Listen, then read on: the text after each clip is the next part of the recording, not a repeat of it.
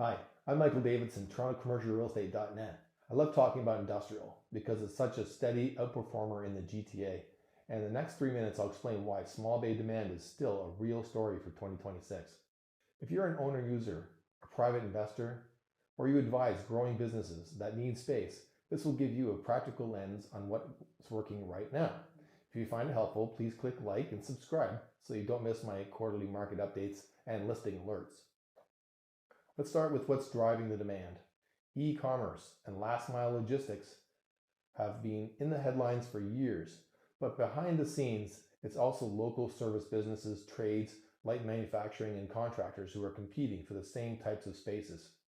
Across North York, Vaughan, Peel, and Durham, multi-bay and flex units in roughly the 5,000 to 30,000 square feet range remain incredibly popular. These are the units that sell quickly to owner users who want control, reliability, and proximity to major transportation nodes, highways, and their customer base. For these buyers, it's not just about the cap rates on paper. It's about operational efficiency, being able to load and unload easily, park their fleet, and know that they're not going to be pushed around by a landlord every time their lease comes up. Now, let's talk about vacancy and what actually matters on the ground.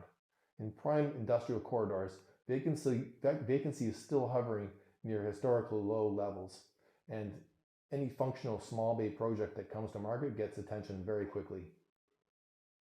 Because supply is tight and construction costs are elevated, you can't assume a wave of new small bay projects is going to suddenly flood the market. That's why buyers need to be selective and very clear on what to prioritize when they do see the right opportunity. So, what should you focus on?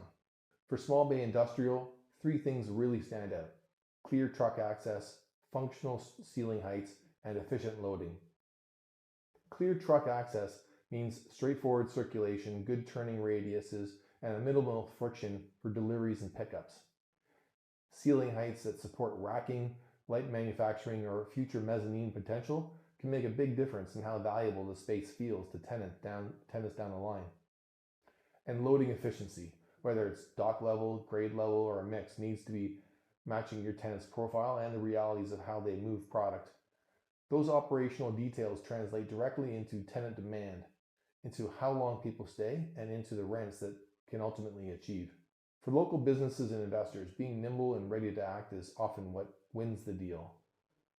That means having your financing conversations done early, knowing your must-haves versus nice-to-haves, and being prepared to move when the right bay hits the market. If you want an up-to-date list of available owner-user options in North York, Vaughan, Peel, or Durham, or you'd like help positioning your industrial property for sale or lease, send me a message. I'll put together a short, targeted list that fits your size range, location, and budget. If this video gives you a clearer picture of why small bay industrial is still winning in the GTA, please click like and subscribe again and share it with someone on your team. I'm Michael Davidson, TorontoCommercialRealEstate.net, and I'll see you next quarter. Thanks for watching. Bye for now.